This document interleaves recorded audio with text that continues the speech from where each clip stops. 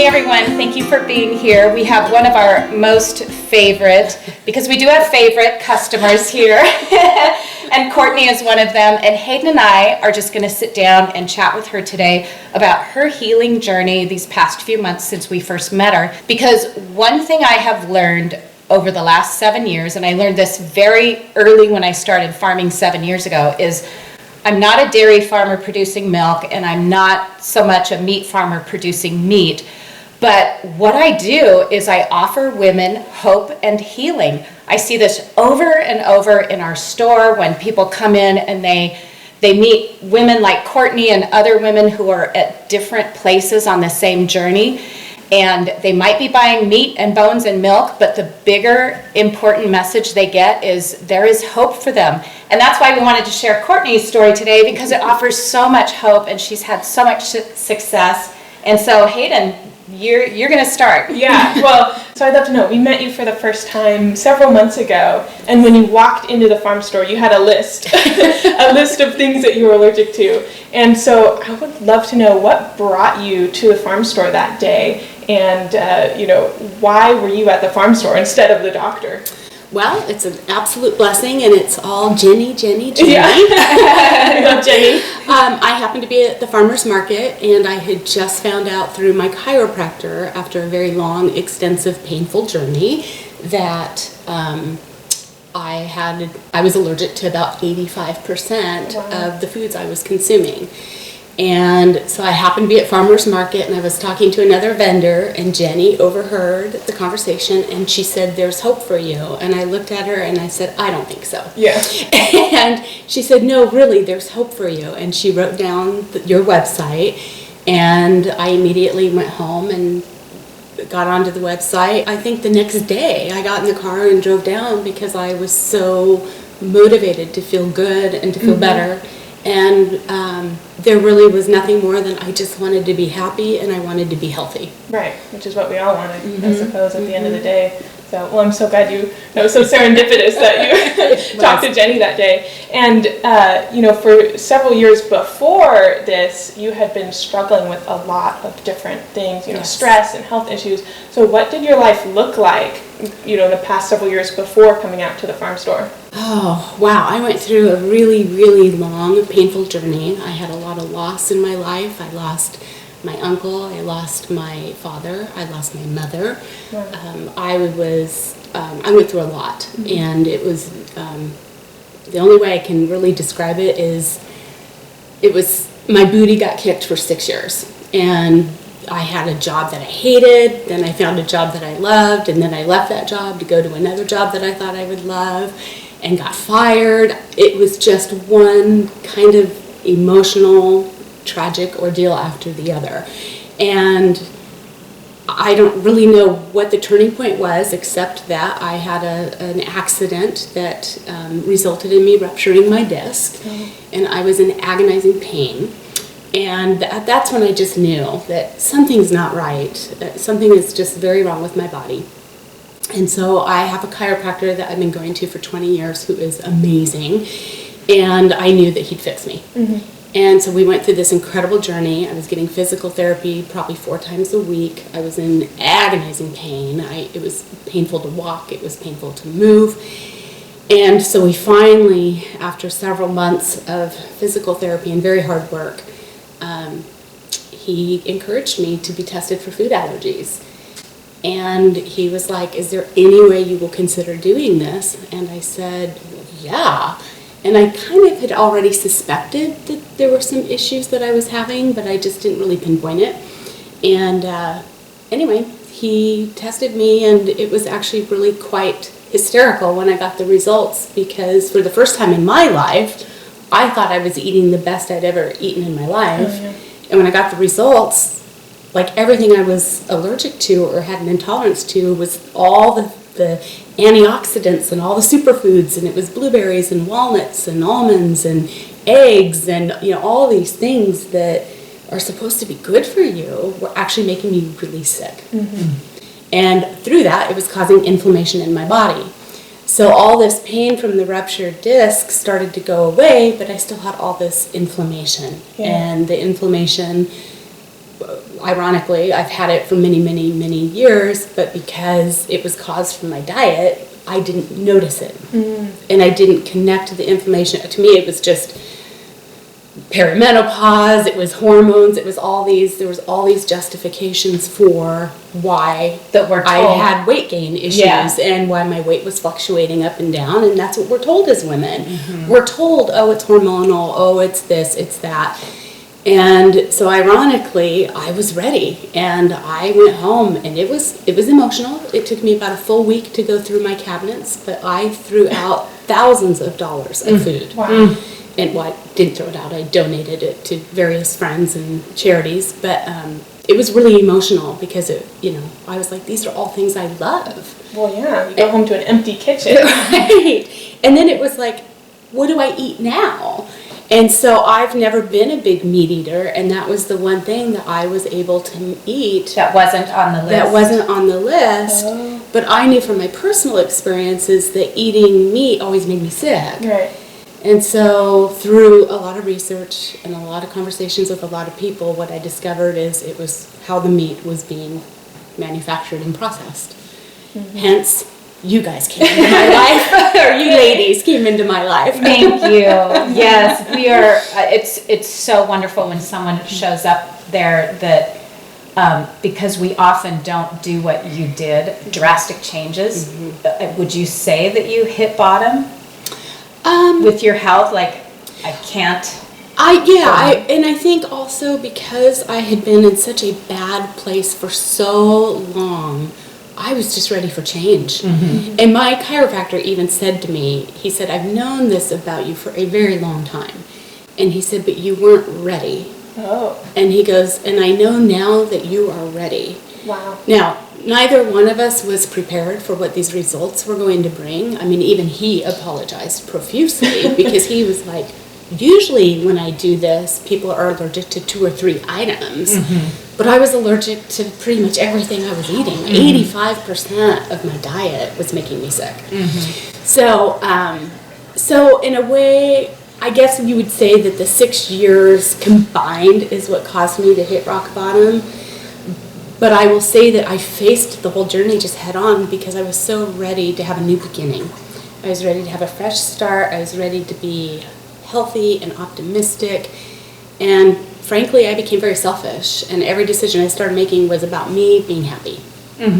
And that was huge. That was huge. Such a good point. I talked about that in a video in the group last week where women, we have such a hard time saying no, but we have to learn how to say no, Yes. And so if we're going to live the best life possible, we can't say yes to everything. Yes. So I want to take you to then, you found us, you found our farm store, you found Jenny, and Jenny's in the store on Tuesdays and Fridays, and everyone in our store, they aren't there to sell. It's not like they're working in a retail store. They are there, they inspire hope. I mean, they're really lights. Christy's over there right now, and Jenny and Hayden, and that's what I feel our farm has turned into, and we have all these little lights like you out there too. But you came that day, and your mind was maybe blown, I don't know, like bones. One of the first questions people ask is, I feel so awful, I just want to feel better. What do I do first? So what did you do first? It was the bone broth. Oh, yeah. And Jenny immediately was the bone broth. And then, I don't know, I can't remember if I met you that first day or if I it came was in on your second visit. So okay. you'd been doing it for a couple weeks or a week. Yes. And so Jenny was explaining the bone broth and, how to prepare it. And I was like, oh, I'm not a big fan of dealing with bones and bodies and, That's right, which a lot of people have that, of course, because they're bloody and gross. Yeah. I remember we talked a long time about that. I was very traumatized. How'd you do it? I was like, I want to be healthy, and if this is going to make me feel better, then I'm just going to have to face this head on.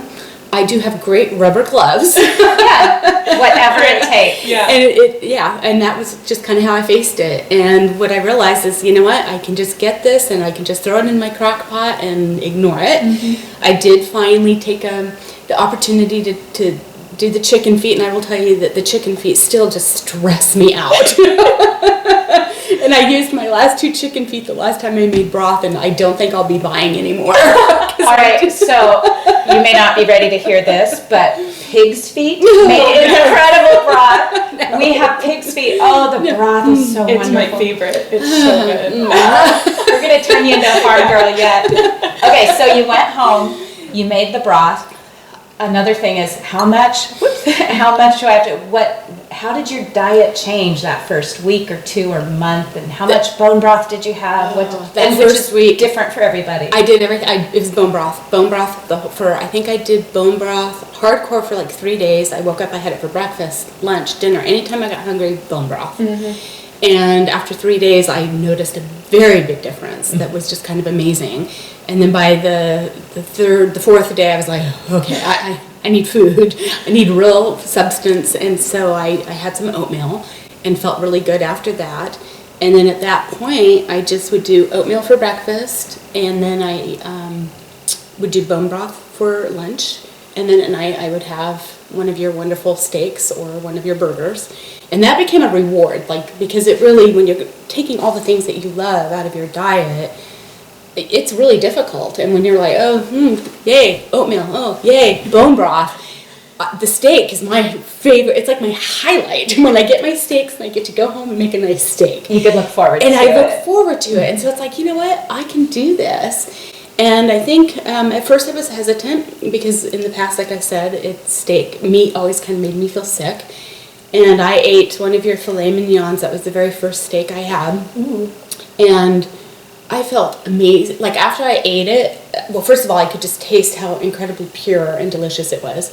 But then also, like I got this burst of energy. I felt really great, and I woke up the next day and I felt great. And normally when I eat meat and I wake up, I feel really sick and really miserable. And that was huge. And I thought, this is amazing. And then through that journey, I started doing a lot more research. And what I personally have discovered is that I think that the American diet is unacceptable. It's just full of so many bad ingredients that we should not be consuming, and we get so wrapped up in the labels, and if people were to really sit down and educate themselves, I think they'd be blown away as to how bad our diet is as Americans. And to me, it's unacceptable that it's being allowed in our society when we have all the knowledge and information that we have. And so I was very grateful, and I've just continued doing this journey, and the more time that went on, the better I felt. And then I kind of reached I cannot have one more cup of bone broth. And I went for about a week without bone broth, and I immediately was like, nope, I have to go back. I can feel the difference. Good for you. Yeah, so it was amazing. And so now I really make an effort to try to have a cup of bone broth every day. Sometimes I try to push for 2, but I do feel myself phasing out of it a little bit. But I still have a batch. I always make a batch, and I freeze some of it, and I keep some in the refrigerator. And the one thing I will say is, since I've started doing this, I've never been sick. I feel amazing. The one time I got sick, I think it was just I had a lot of stress and I was just exhausted and my body shut down. But aside from that, I've been feeling amazing. I feel great. I have energy. I sleep better, which has been amazing. So it's been an incredible journey. So thank you. Yeah, of course. So, I mean, this is like night and day compared to just several months ago. This is like a huge life change, not just with your diet, but also your lifestyle and how you think and all this. So what are you doing to keep up with this and not, fall off the wagon?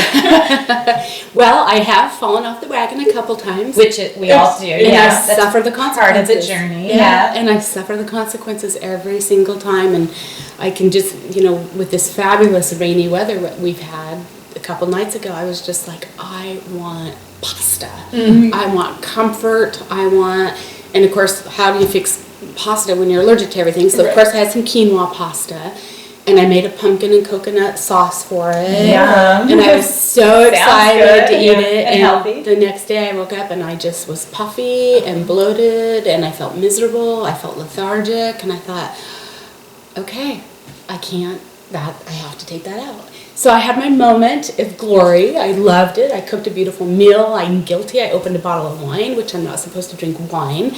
But I just thought, I'm going to go for it.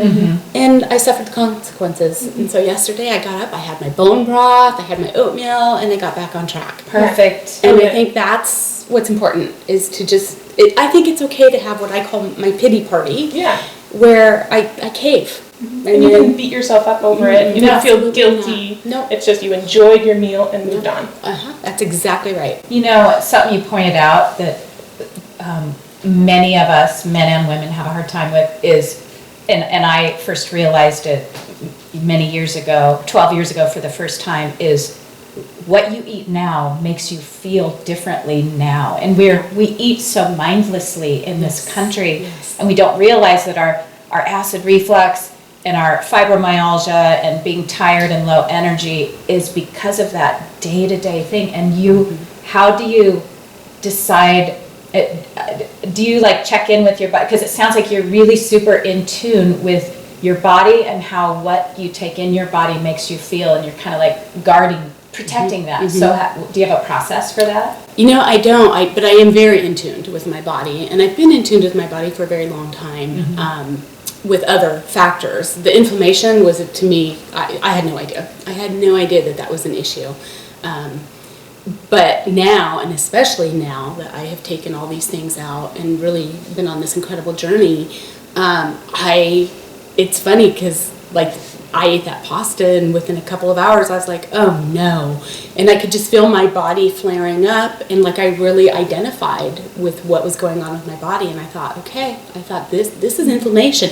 And then I thought to myself, oh my goodness, this is how I used to feel 24 hours a day. Oh, wow. For years and years and years, but I had no idea because I thought I was eating this really miraculous healthy diet, but all those things were causing the inflammation and making me sick, but I didn't recognize it.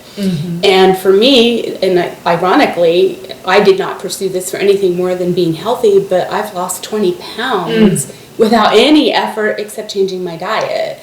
I mean, I'm not even really working out consistently like I should be because I've had so many other distractions, but it's just come off so easily. And it was funny because I met with my chiropractor a couple weeks ago, and he's like, so what is your goal weight? And I said, Brian, I didn't even start this to lose weight. I came here to repair a ruptured disc.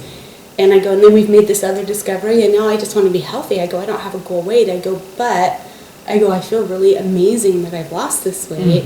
And I do have a rule. I try not to step on the scale. I try to step on it maybe once every week or two. So I haven't weighed myself to see if I've lost more. But that's been what's really amazing, is that this weight has just come off so easily. Well, changing my diet. What I noticed, because I see you every month or 6 weeks, is I saw you a couple weeks ago and I was like, oh my gosh, you got a brand new hairstyle. and it wasn't the hair. You're like, no, the hair's the same, but you'd lost 20 pounds and your skin is glowing. And these are not, you didn't come to our store to lose 20 pounds and have your skin glowing. But those amazing side effects when you get aligned spiritually, mentally, emotionally, physically, everything falls into place. Exactly. And that's been a big part of it, is taking that journey, not just the diet, but just all aspects of my life have had to change. And, you know, I have a great group of friends. Our favorite thing to do is to go out and eat and have wine. Well, I can't do that anymore. And so now we get together and have manicures and pedicures, or we just get together and have conversation, or we go to a concert or a play, or, you know, we've had to kind of change. And thank goodness I have a wonderful group of friends that are willing to accommodate that.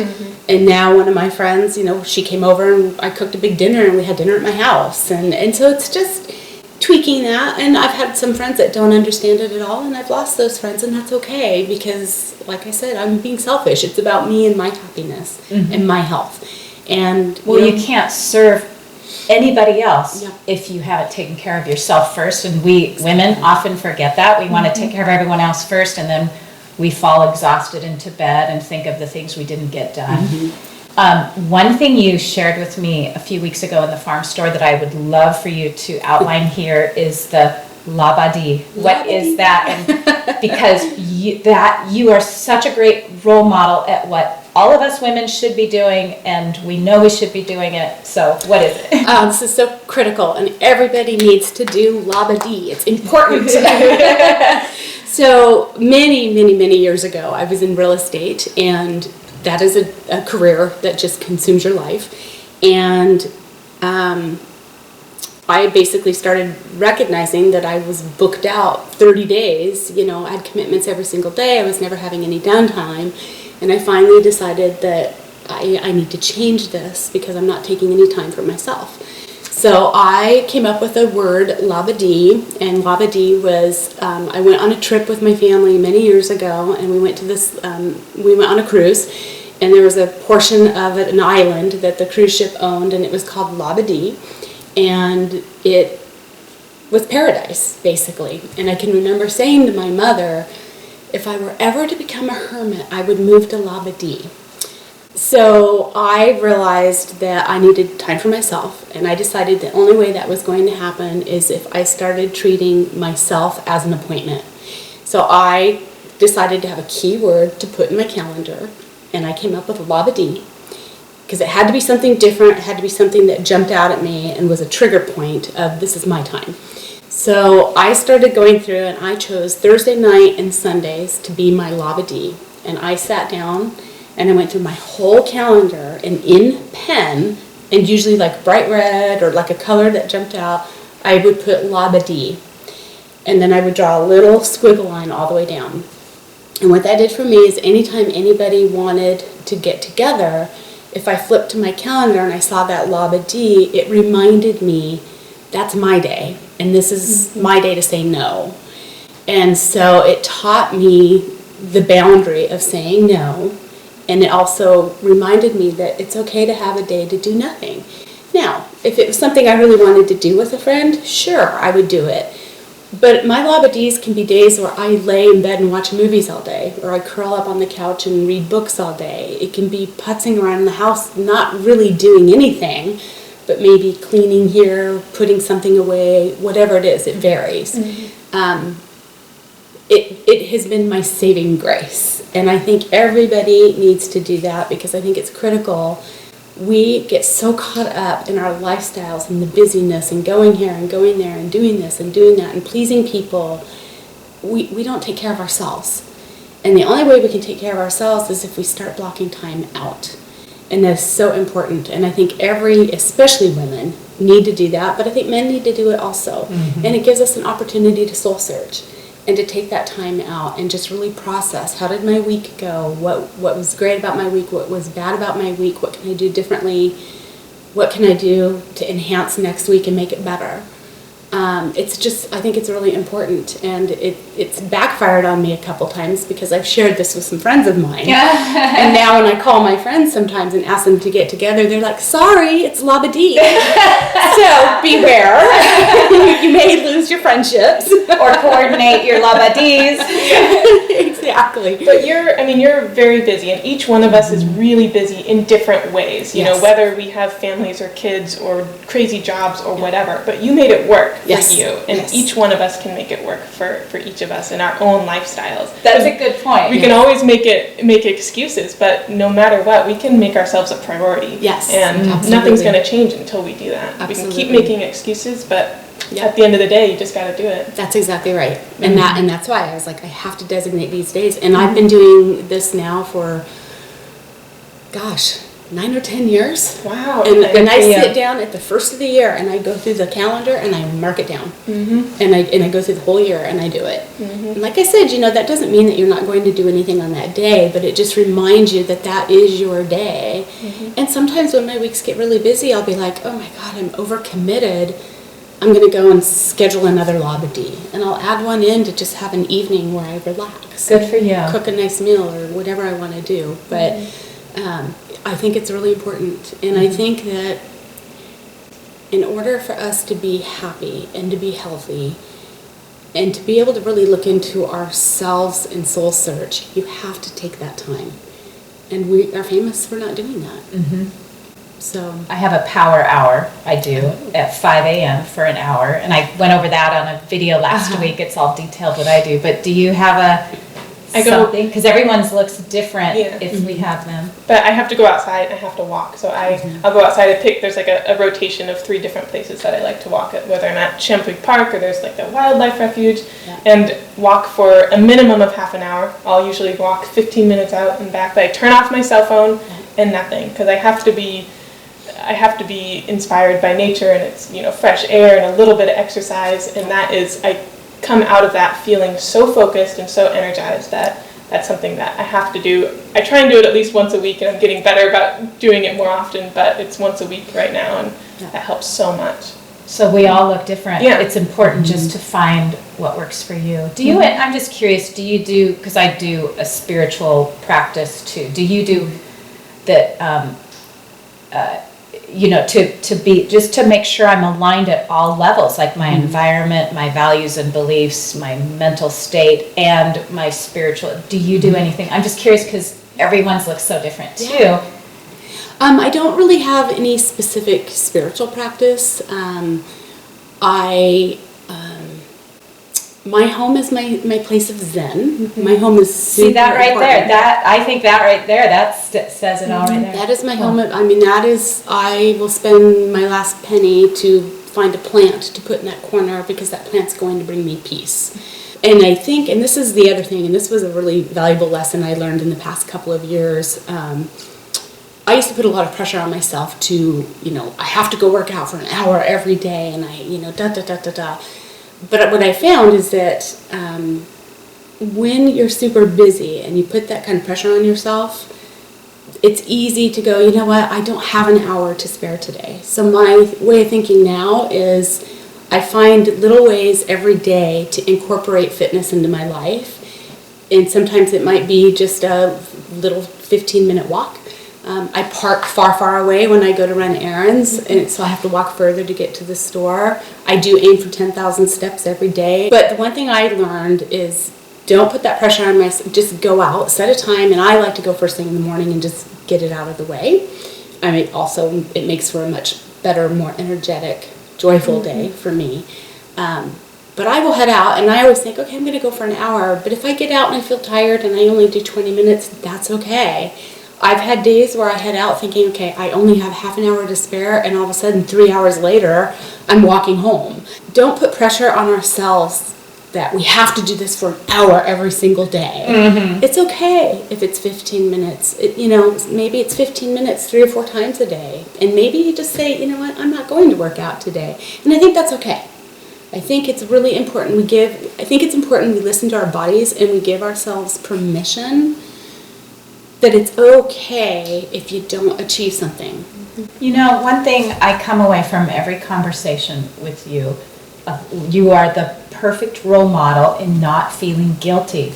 And so many people we come up in contact with in the farm store, ourselves included, is, darn it, I didn't work out yesterday, now I gotta do makeup.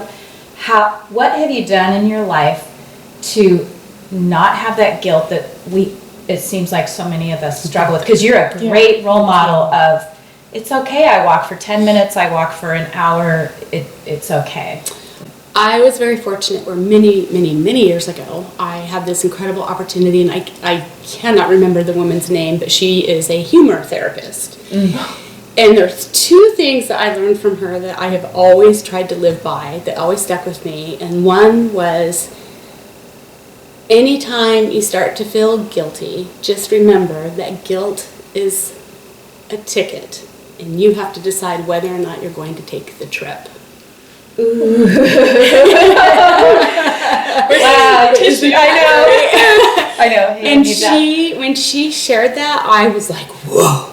I mean, it was so powerful. So you feel it coming on, just like the rest of us feel goosebumps just thinking about it. And you make a conscious choice to not take that ticket. I have to decide whether or not I want to take the trip. Oh, that's and it's difficult, because again, we are women. We like to say yes. We are nurturers. But that really stuck out with me, and I thought, you know what? I'm not going to feel guilty anymore. And I have that right to do that. And the other thing that she taught me, and this is one of my favorites because I just think it's so funny, you should always live your life a quarter bubble off the plumb line. What does that mean? So, do you know what a plumb line is? No. Okay, so the plumb line is the little measuring stick that you use that has the little bubble in it to make sure things are... Oh, I call it a level. Or level, yeah. Okay. But in the level, it's the plumb line. Oh, I It's- didn't yeah. know that. And So so, say the whole statement again, now that I know what it is. you should always live your life a quarter bubble off the plumb line. Okay. I love it. So don't try to be perfect. So Yeah. you want to be balanced, but you don't want to be so perfectly balanced that you never have any fun. Yeah. And that was another one that just stuck with me. Always live your life a quarter bubble off the plumb line. Cool. And don't take the ticket. And don't Yeah. take the ticket. Oh, Yeah. my gosh. Yeah, those are huge. And so I always thought that those were really great things, and those just, when she stated them, just kind of hit me in the gut. And I was like, wow, that's so profound. That's powerful because so many women have guilt. You know, I'm guilty if I don't make my family a nutritious dinner, but I'm guilty if I don't. We put so much on ourselves that it's a no-win. And Yes. and I have every conversation with you is just you just radiate this peace with yourself and your decisions. So yeah, And great. you have, every time we talk, I mean, I feel, come out of it feeling so much more refreshed and inspired, and it always makes me cry. Because we don't think about it. You know, we're busy all day long, but then, you know, you need that reminder sometimes to just, hey, that's not okay. And if you don't stop to think about it and be a little more conscious and mindful of where your thoughts are going, then they're going to, you know, run your life. Exactly. And And I think that's the other thing is we want to be the best that we can be. But if we're so busy taking care of everybody else and solving everybody else's problems and we don't take time out for ourselves, we can't be the best that we can be to help others. For anybody. So one last question before we wrap up. Now you've come and you've gotten progressed so far and you feel so much better. How do you see the next 6 months, year, 5 years? What do you feel? What do you see? Well, I will definitely continue with my bone broth. Great. No, and I do feel like that is going to be a huge part of my life. And I have to say this, thank you to Jenny and to Hayden and to you, Charlotte. Oh. Thank you, because I honestly, had I not met Jenny that day, I don't know where I'd be right now. I really don't. And I am so grateful for just the wealth of information you've given me, for the education, for this incredible opportunity to heal and to be where I'm at today. I mean, you guys have played a huge role in that for me. Well, thank you. So taking that, you're stuck with me. So Yeah. I'm glad you like me. We love seeing you come out. But I will continue with that journey, and my ultimate goal for the next 5-10 years is to just continue my journey of being at peace and being happy and being healthy and pursuing the things that make me happy. And sometimes that might mean losing people in my life because I am going to continue being selfish. Right. Because selfishness has gotten me where I am today, and I really like where I'm at. Which is really self-full, you know, Yes, taking yes. care of yourself. That's a good word, I'll remember. yeah. Well, you know, you say you're grateful to us. Well, I feel like what we do, we pay it forward. We help people, we help you, and then you're helping everybody who gets a chance to watch this video. There are many places in here where different people are going to be touched many times and inspired, and you're that beacon of hope for so many women. Yeah, you can start anywhere. So I just want to say thank you for being here No, today. Thank you for having me. It was an honor. Oh, I so love thank talking to you. you. Yeah. All right, let's go make some bone broth. Yeah, I know.